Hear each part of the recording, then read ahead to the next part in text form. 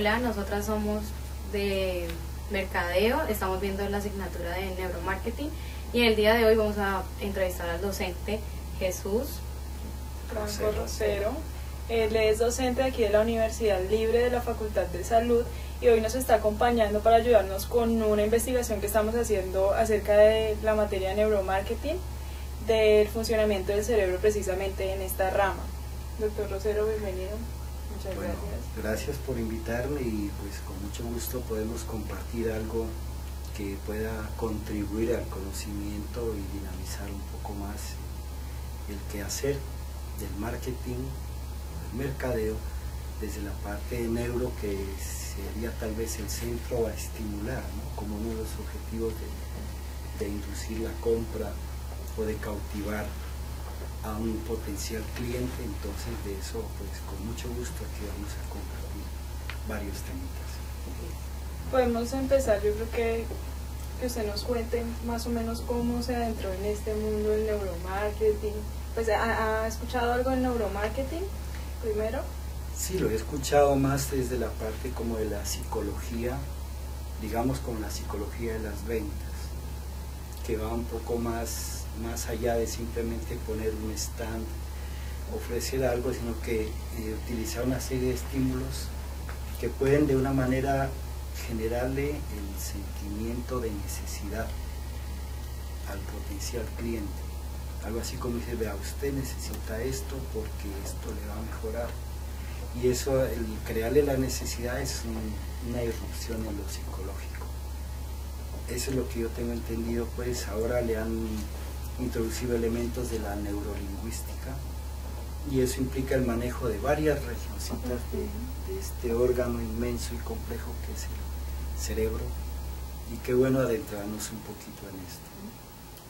Yo creo que podemos empezar también como explicando la morfología del cerebro y como sus partes principales, que son las que influyen en las decisiones del cliente y en esos estímulos que se dan para eso. Para comprar, sí, correcto. Bueno, el cerebro es un órgano complejo que junto con otros está dentro de lo que se llama el cráneo, forma un complejo llamado el encéfalo. Aquí vemos en la maqueta como por debajo del cuero cabelludo aparecen los huesos del cráneo y después de pasar unos 3 planitos de capas encontramos los verdaderos órganos del tejido nervioso, llamado en este caso sistema nervioso central.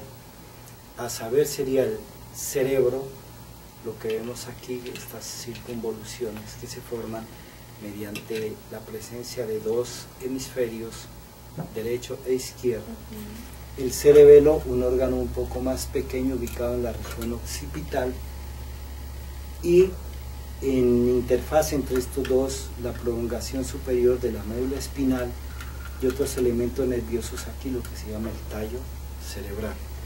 Podemos observar que uniendo a los 2 hemisferios, esto que se ve como forma de la letra C acostada, sí, es lo que se llama el cuerpo calloso.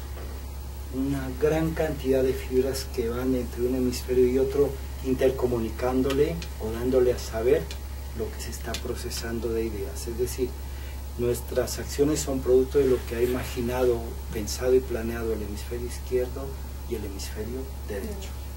Y entonces eso puede influir en la calidad de una decisión o en la calidad de un pensamiento o en la orientación que se tenga, inclusive de la misma vida, ¿no? Como nosotros lo podemos asumir en lo que se llama los distintos rasgos de la personalidad.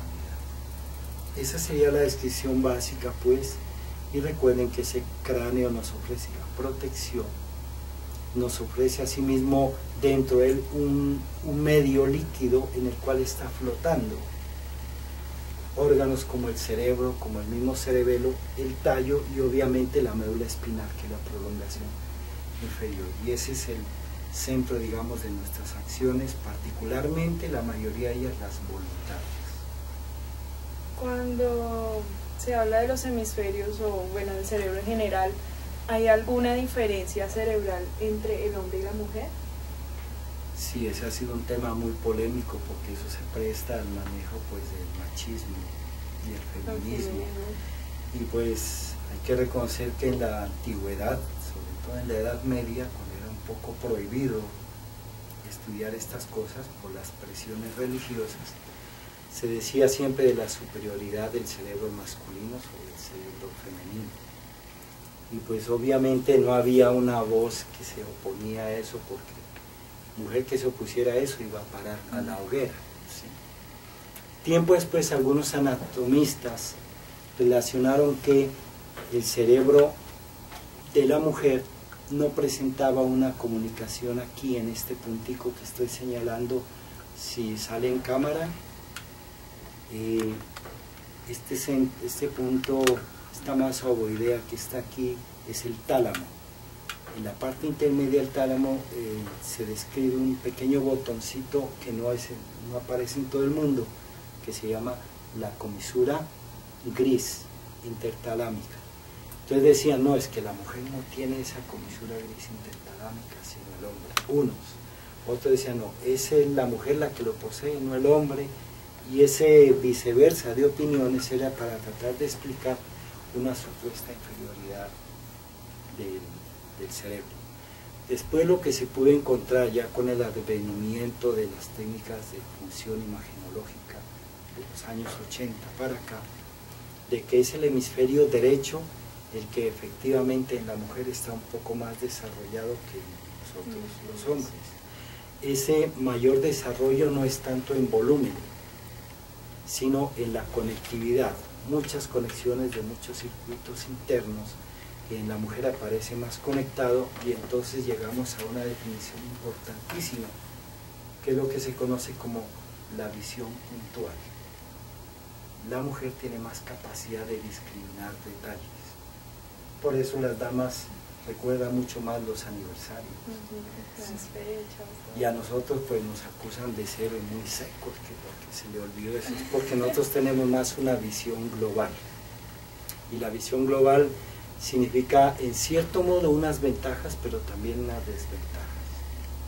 Así se puede citar un experimento famosísimo que hicieron en los 90 en una universidad en Estados Unidos, donde pusieron en un salón con una pantalla proyectando un paisaje campestre, un grupo de hombres, simultáneamente un grupo de mujeres de los mismos rangos de edad, mujeres jóvenes y hombres jóvenes entre 20 y 23 años. Les dieron una hora para que se queden simplemente observando el paisaje, observando y detallando, y después les dijeron, se apaga la imagen, construyan un comité relator y traten de expresar lo que cada uno verbalice del paisaje en un documento escrito. Se quedaron pues, digamos, hablando de todos los detalles y la visión global, los dos grupos. La conclusión fue que el grupo de mujeres tuvo la mayor capacidad de describir detalles. La florecita aquí, el riachuelo aquí, la mariposa acá. Los hombres, en cambio, describían más, es que había una cabaña por allá, al lado de la cumbre mayor. Por ahí pasaba un río, pero no tenían los detalles tan minuciosos, que resultó en el grupo de mujeres más que la realidad. Describieron más flores, más goticas de colores y cosas de estas, más de lo que había en el paisaje en realidad. Pero eso sí permitió definir, aparte de la anécdota, es que la mujer sí tiene una riquísima visión en detalle y una mayor capacidad de verbalización. Es decir, una mujer para describir una situación puede emplear muchas más palabras, lo que nosotros los hombres resultamos ser como más parcos. Y eso pues influye en la relación de pareja también. Por eso hay una diferencia en la concepción. Es que usted solo de vez en cuando me dice esto. Pero resulta que uno le ha tratado de decir todo y piensa que está suficientemente descrito el concepto y suficientemente claro. Las damas prefieren como alimentarse de más detalles. Y eso se debe, como hemos dicho, ¿a qué? A la mayor interconexión que hay en esta parte del hemisferio derecho. El hemisferio izquierdo para ambos es igual. Funcional, en términos de conexión, es igual, es el hemisferio que maneja el lenguaje lógico. Es decir, racional, no es artístico en sí como si lo es el derecho. que el derecho maneja la parte emocional, y eso hay muchos comerciales que van muy dirigidos a las mujeres en los comerciales, porque nosotros manejamos esa parte. ¿A ustedes se les dirige hacia la parte izquierda también o hacia el derecho? Hacia ambos, solamente que en nosotros prima más la vocación del hemisferio izquierdo. Entonces usted, por ejemplo, ponga a una pareja, usted va a mercar, tome su carrito, usted va a mercar acá. Entonces uno dice, bueno, ¿quién terminó mercando más rápido? El hombre. El hombre. ¿Qué cosas mercó en más detalle? ¿Quién? ¿Ya? ¿Quién trajo más variedad de elementos de compra? La mujer. Y sobre todo que la mujer se fijó en las fechas de expiración, en la promoción pague 2, lleve 3. Y el hombre trae muchas herramientas, una que otra cerveza y otras cosas, pero cuando van a ver cuál aporta más a las necesidades del hogar en un momento dado, la mujer, hasta que a veces le queda para uno que otro maquillaje ahí. Entonces uno nota que hay una especie de más capacidad de partir un presupuesto para suplir más necesidades, y es por la visión en detalle. Por eso muchos de los comerciales van dirigidos, como dice mi compañera, a propiciar más estimulación de esta parte derecha, pues en la mujer. Nosotros los hombres nos extasiamos en las ferreterías, vemos otros elementos, en cambio la mujer está viendo otras cosas, y a eso casi que no le para muchas bolas, porque nosotros somos los que manejamos, supuestamente, socialmente hemos tenido ese rol mayor. Ahí se ve también entonces esa división como en los comerciales que van más dirigidos hacia amas de casa, la mayoría de comerciales, y hasta los hombres está segmentado como en carros, en cervezas, en otras cosas.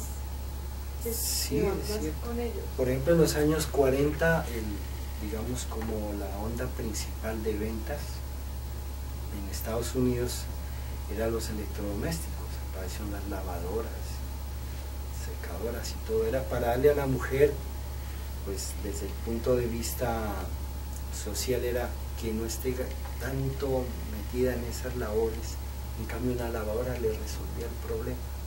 Allá usan hasta secadoras de platos y de loza y todo, porque se decía que la mujer ya no debía estar como tan inmiscuida solo en esas labores. Comenzó una especie de pugna por asumir la mujer poco a poco un papel un poco más de proyección hacia afuera. Al comienzo era más restringida al hogar. Entonces esas ventas, digamos, incentivaron eso, el manejo de electrodomésticos para un mayor tiempo, que las mujeres ya verían en su época en qué más lo iban a dedicar o utilizar. Entonces estaban estimulándole la necesidad de usted tiene que liberarse de estar en un lavadero fregando y fregando, porque una máquina le resuelve. Entonces convenza a su esposo para que compre la máquina lavadora, por decir algo.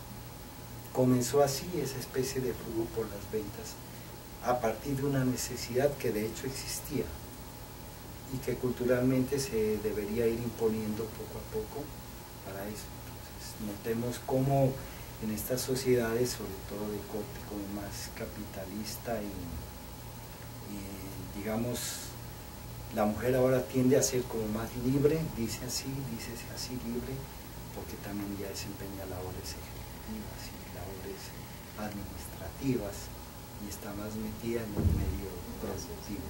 Yo tengo una curiosidad, profe, leyendo me encontré que la parte derecha maneja el lado izquierdo y el lado izquierdo maneja el lado derecho. Están conectados los dos, pero ¿cómo es que maneja uno el lado derecho y el lado izquierdo?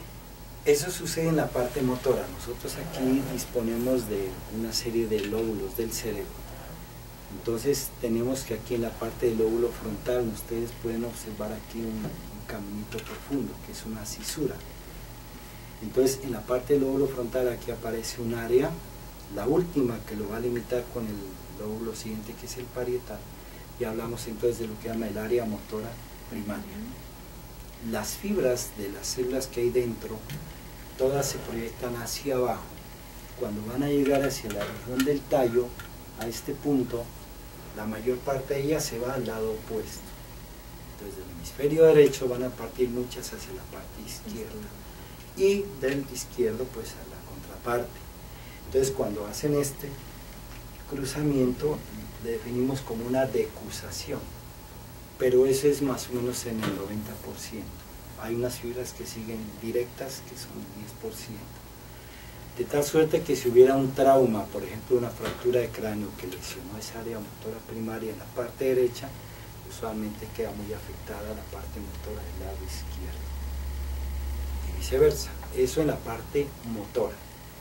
En otras regiones la cuestión es más bien compartida, porque hay otros entrecruzamientos en la base del cerebro y vamos a terminar percibiendo en los dos hemisferios la sensibilidad.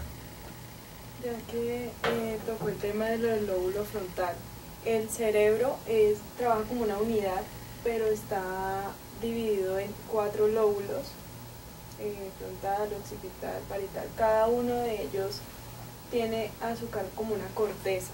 Sí, la visual, que vemos. somatosensorial, motora, todo eso. ¿Cuál es la función principal de cada lóbulo o cómo estaría relacionado precisamente con esos estímulos que tienen los consumidores? Para iniciar, no son 4 sino 5 los lóbulos que están descritos. Por ejemplo, aquí hemos hablado del lóbulo frontal. Aquí está el lóbulo parietal. Aquí, este es el temporal y este de aquí el occipital. Entonces, ¿qué pasó con el otro? El que no se deja ver. El que no se deja ver es un lóbulo que en esta maqueta, levantando este, lo encontramos en un intermedio entre esta parte. O sea, hay otro pedazo de corteza aquí. Ese es el lóbulo que le llaman de la ínsula. Y el lóbulo de la ínsula determina varias de nuestras funciones también. Algunas de esas funciones tienen que ver con el lenguaje. Por ejemplo, se dice que en la mujer el lóbulo de la ínsula tiene más interconexiones que el del hombre, particularmente para el manejo del lenguaje. Entonces hay más verbalización en el cerebro femenino que en el masculino. Entonces serían ¿cuántos lóbulos decíamos? 5.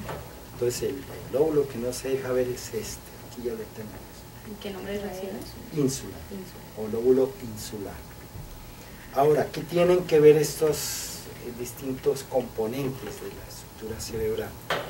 El frontal, pues ese tiene que ver con todo nuestro formato de personalidad. La toma de decisiones, tiene mucho que ver con la parte inclusive de uno hablar de la ética, si se puede decir, porque uno de acuerdo a la personalidad toma uno sus reacciones también, sus respuestas. Este que es el temporal tiene mucho que ver con la parte de la audición y en la profundidad de él, dentro de él tenemos dos órganos importantes, uno que es lo que llama la amígdala cerebral y el otro el hipocampo. La amígdala tiene mucho que ver con las emociones. Con el miedo también escuchaba. El miedo, la angustia y la sensación de incomodidad cuando algo nos falta. Y esas emociones están interconectadas a su vez con el lóbulo frontal. Muchas veces una persona que tiene, digamos, una personalidad, digamos, férrea o muy calmada, digámoslo así, soporta una angustia, soporta una situación difícil en el contexto en que esté y después trata de resolverla. Pero los que son, por ejemplo, que no tienen un control de personalidad reaccionan más violentamente o toman decisiones muy a la carrera, como puede ocurrir con una mala compra. Vea que le ofrecemos crédito, usted tiene un cupo, sí, qué bueno, se va metiendo en el crédito y después queda pues encartado con eso. Entonces, ese lóbulo frontal nos permite a nosotros tomar las decisiones de acorde a nuestros patrones de personalidad que tenemos. Pero él tiene que estar siempre frenando a la famosa amígdala que hemos mencionado para, digamos, que las emociones no nos arrastren, la ira, el pánico. Si aquí nos cogiera un temblor, ya veremos qué amígdalas reaccionan. Y se dispara muy rápido, ¿no? La amígdala. Sí, la amígdala, claro, y además relaciona mucho un sistema que es el sistema, todo eso es el sistema límbico. Entonces una persona cuando entra en pánico, por ejemplo, hace vasoconstricción periférica, la palidez. Usted va a hablar en público, le da miedo, entonces se le seca la boca. y las pupilas cómo se le ponen a una persona en una condición de... ¿Han visto a una persona con pánico? ¿Cómo se pone la pupila? Blanca. No, la pupila es el espacio dilatada, como decir, como ojo de gato. Así como ahorita que estamos aquí en la exposición. Bueno, Un poquito rígida. sí es posible, pero a medida que va pasando las charlas usted notará que eso. No va a notar su pupila, le vamos a notar a usted que la pupila va disminuyendo, que estamos en una situación más bien un poco más cómoda. Eso de, bueno, que la amígdala está en el sistema límbico, eso es otro punto que hay que tener en cuenta cuando se habla del cerebro, que son, tengo entendido, 3 sistemas: el reptiliano, el límbico y el neocórtex, que hacen parte como precisamente de esa evolución del cerebro. Claro, nosotros tenemos precisamente en nuestro cerebro, digamos, toda la historia evolutiva reunida. Primero, el cerebro reptil es el tallo cerebral, la parte superior de la médula, el bulbo que llama la protuberancia, y esta regioncita de acá que es el mesencéfalo. Son funciones básicas de pares craneales, hay unas interconexiones, digamos, sistemas de defensa límbico. Ese es un sistema, digámosle, muy antiguo.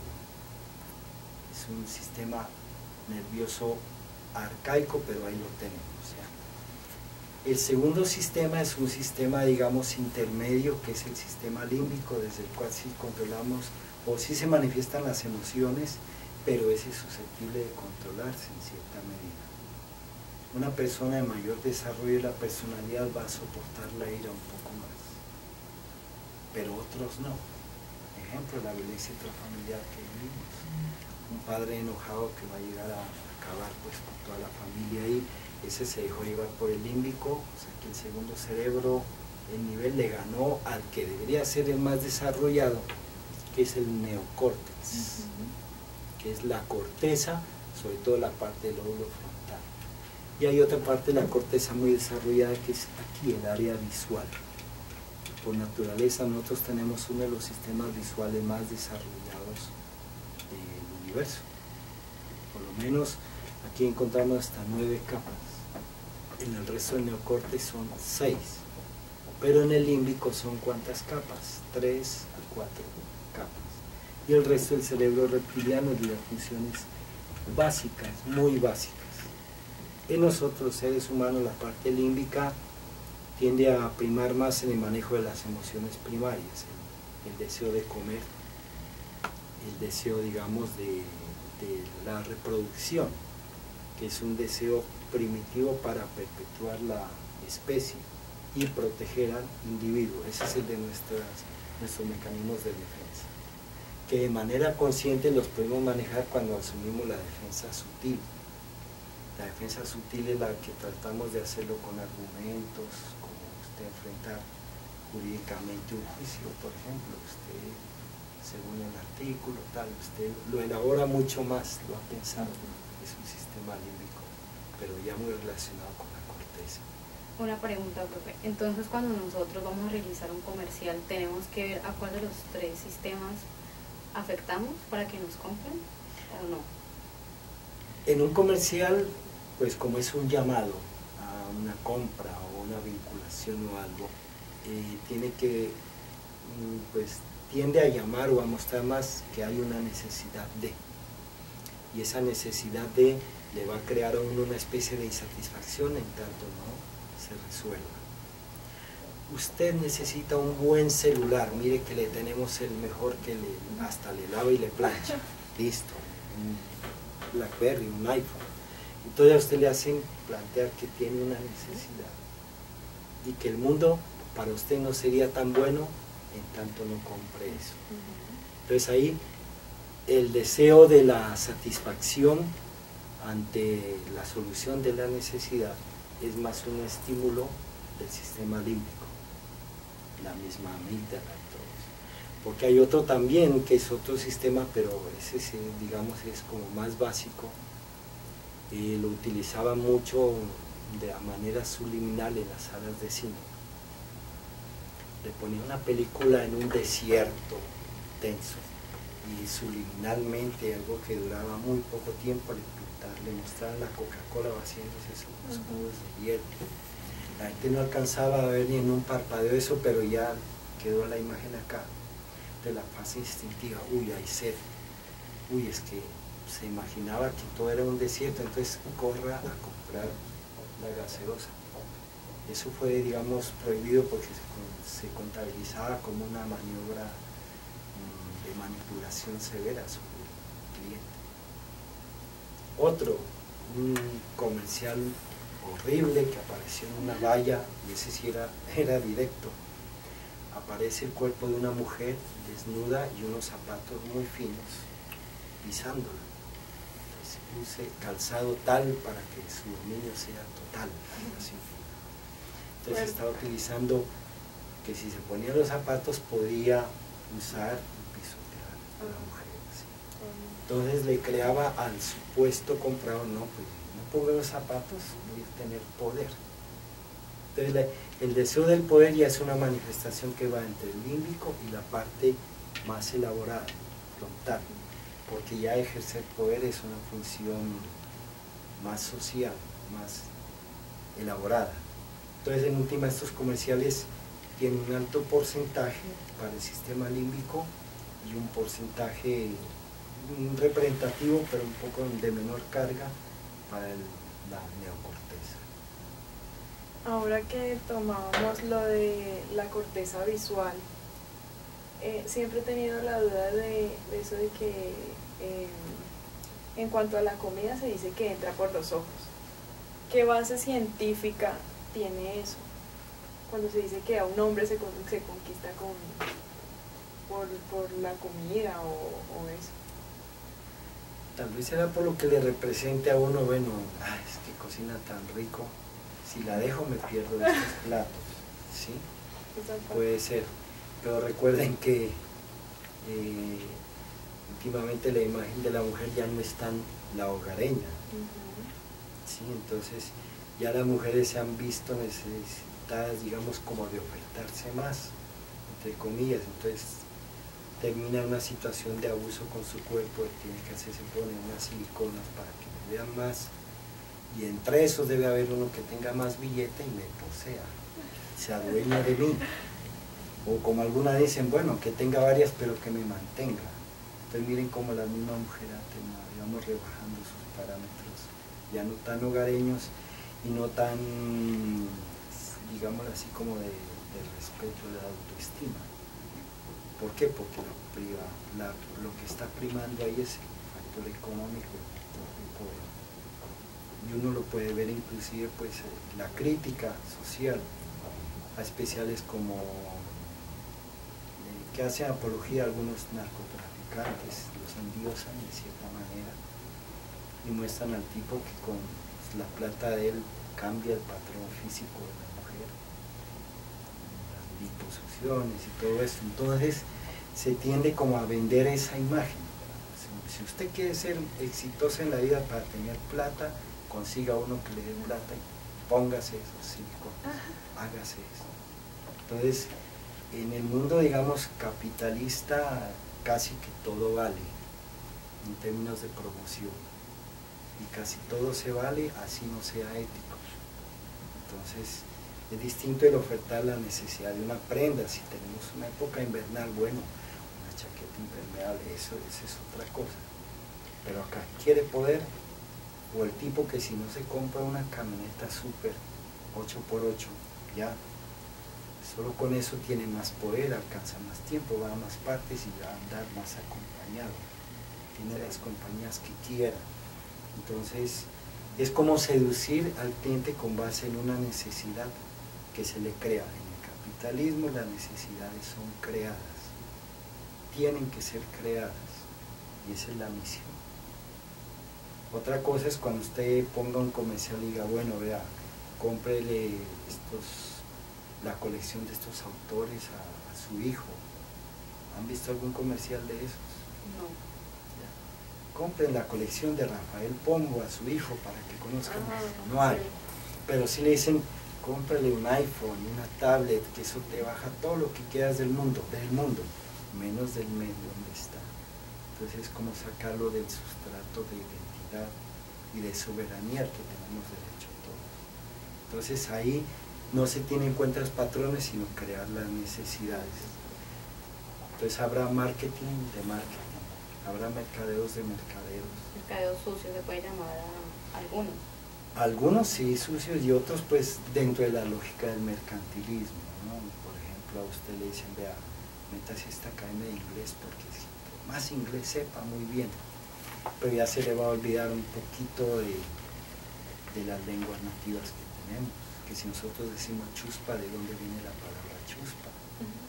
Cancha, eso es quichua, y hablamos quichua en Cali y no nos damos cuenta, pero con el iPhone, todas las redes, internet y todo eso, pero los muchachos quedan como en otro mundo.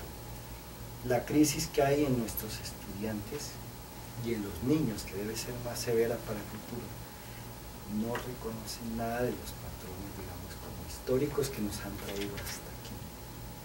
Y es porque el bombardeo del comercial ha sido altísimo, el bombardeo todos los días, le entra por los ojos, le entra por los oídos y le entra por los gestos que ve la gente que ya se ha cautivado.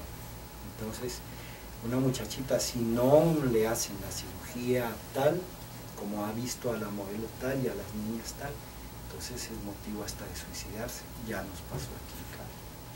Por todos los estereotipos que nos venden los medios de comunicación. Exacto. Y esa saturación de información. Y es una forma de marketing que uno podríamos decir sucio, otro decía no, es la lógica, allá verá el que compra, pero como eso lo tienen uno cautivo todos los días. Si ustedes los noticieros, la mitad de los noticieros es mentira. Otra parte es de deportes, que eso yo personalmente los creo, todo lo que dicen en deportes. Pero otro es de fashion. Y la farándula, que la talla de Shakira aumentó una talla después de tener un número que el hijo, o si no, una medio dice que el Papa renunció. Bueno, ¿y eso qué tiene que ver con nosotros? ¿O en qué nos va a ayudar como país? O como estudiante mismo, a ese niño, ¿eso será que le ayuda a resolver una tarea de esas?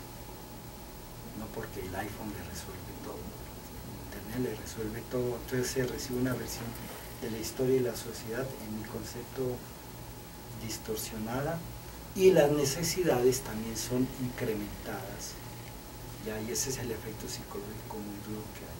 Miren lo que están padeciendo en Estados Unidos. En Estados Unidos a la gente no le prohíben comprar armas, no prohíben la venta de armas, entonces le bombardean comerciales. Y si usted necesita defenderse, ¿a dónde va el corrientazo? A la amígdala. Hay ladrones en las calles, tiene que protegerse. Le vendemos la supermetralleta tal, esta visión nocturna, tal, chalecos antibalas. Ya venden en Estados Unidos los bolsos de los estudiantes con material antibalas. Entonces van creando una especie de shock mediático que usted necesita defenderse, hay que defenderse, y compre. Entonces después cuando alguien resulte con una ira por ahí, termina en un tiroteo en una calle, en un teatro, en un bar, donde sea. Entonces se ha bombardeado tanto y desde esa amígdala pues esto nos maneja mucho. Cuando estábamos hablando del marketing sucio, detrás del neuromarketing hay ciertas técnicas que se utilizan precisamente para esos conocimientos cerebrales, como las imágenes de resonancia magnética, electroencefalograma, varias técnicas que se utilizan para conocer acerca de lo que está pensando el consumidor o de lo que siente al ver algo. ¿Usted cree que esto altera algo en el cerebro del consumidor, o sea, de manera negativa, como que se están aprovechando los consumidores al utilizar eso, o simplemente es una evolución de la ciencia que se debe tomar en cuenta? La tecnología para reconocer qué áreas se activa más cuando se hace determinada acción cerebral es muy positiva para diagnósticos. Por ejemplo, un paciente esquizofrénico presentaría un patrón de, no hablemos tanto, bueno, en resonancia, por ejemplo, le diría, veas que el paciente esquizofrénico tiene incrementados determinados ventrículos cerebrales, unos túneles que tenemos por aquí dentro donde pasa líquido encefalográfico. El esquizofrénico tiene dilatado esto y tiene una pérdida de masa en el hipocampo. O sea, es muy bueno como diagnóstico. Y todos en general son excelentes como avance científico. Inclusive los aportes que hizo nuestro paisano colombiano Rodolfo Ginás, que yo aspiraría en el futuro sea un premio Nobel, porque logró definir que hay unas corrientes de voltaje, por ejemplo, cuando a una persona le muestran un letrero, y él simplemente dice, analice lo que dice el letrero. Entonces hay una correlación entre esta área que es la visual y un área que está aquí, que es el área de interpretación, le dicen el área de movimiento. Entonces él descubrió que hay unos flujos de corriente. Le hicieron la imagen, digamos, a cámara lenta, como unas 10 veces más lenta de lo normal, y encontraron que en efecto hay una corriente aquí electromagnética entre áreas. Eso es fundamental para definir de pronto cómo es que nosotros nos estimulamos de todo lo que conocemos, qué puede pasar en un paciente cuando tenga un problema en un área, cómo reestimularlo. O sea, para fines terapéuticos en futuro, eso es fantástico. Lo que pasa es que también se han utilizado los conocimientos para decir, vamos a estimularle más tal región para que compre más. Para manipular. Eso es la manipulación. Por ejemplo, el shock mediático de manipulación entra visualmente, entra auditivamente. Hace unos poquitos meses o años recibimos la imagen de que Venezuela nos iba a invadir, entonces tenemos que defendernos. En el otro canal decían, no, es que allá es donde se refugia la guerrilla, tenemos que defendernos. Por la emisora, no, miren que es bueno. Entonces ese bombardeo va martillando y puede ir minando si la gente no conoce. Y si yo le digo el mensaje a una persona del común que no ha estudiado, que no conoce historia, ni siquiera conoce bien de geografía muchas veces, porque es la triste realidad del común, entonces es muy fácil, y esos son los que salían a votar por una reelección de un candidato en particular, y ellos siguen manejando así. Esa es la manipulación mediática. Uno lo ha visto cómo trata de hacer daño en Ecuador, en Venezuela, y cómo la gente de allá se esfuerza para contrarrestar esa corriente. Lo han hecho, pero aquí en Colombia estamos en otro nivel, porque ni el mismo de alcance de conocimiento y educación es muy difícil para poder frenar precisamente esos impulsos sobre la amígdala y en el otro inductor de los gestos, digamos, como más agresivos, que lo tenemos aquí, por debajo del tálamo, que se llama el hipotálamo. Entonces el hipotálamo, a alguna persona que tiene un comportamiento, digamos, como muy radical, fácilmente con cualquier estímulo se le dispara. Caso típico, los fanáticos de determinada corriente política o de un equipo de fútbol. Si yo soy de un equipo de color verde y veo a alguien con el color rojo, desde aquí se me disparan los gestos para promover una actividad violenta en contra. Entonces uno dice, vea, ¿qué es lo que pasó ahí con los hinchas de tal equipo? Y es eso, porque ya se ha hecho un juego antes de manipulación mediática, el juego de la mitomanía también, ¿no? Una serie de mentiras alrededor de... Entonces, son muchos factores que además provocan una distracción y distorsión de la realidad. Yo diría que un marketing sano, como lo tratamos de hablar, sería uno que sin sacarlo uno de la realidad, trate de mostrarle a la persona que si hay una necesidad la puede resolver, pero que no se le convierta eso en una obsesión. Y que más bien piense en, pues uno hablaría de un comercio, digamos, ético. No para que se ponga sus siliconas y se quite las últimas costillas para tener más cinturas. Algo como más ético, en donde no se invada el cuerpo humano, no se haga daño, no se arriesgue la vida y se resuelva una necesidad, en efecto, ¿sí? Y bueno, ahí vale la pena la competencia comercial también. Ahorita tenemos un problema ético comercial con el marketing, y usted lo ve con los famosos mall o supermercados, donde nos están vendiendo cosas que son producto de un TLC. Entonces ya no venden el atuncito colombiano, vikingos de Buenaventura o tal y tal, sino un atún extranjero por allá y se lo pintan, claro, le ponen un precio bajito ¿quién compite con esos precios? Si no les compran, si no les toca pagar aranceles. En cambio, los de aquí les toca pagar impuestos locales, y si lo van a importar, si lo van a exportar, perdón, tienen que pagar unos permisos económicos altísimos que llaman aranceles.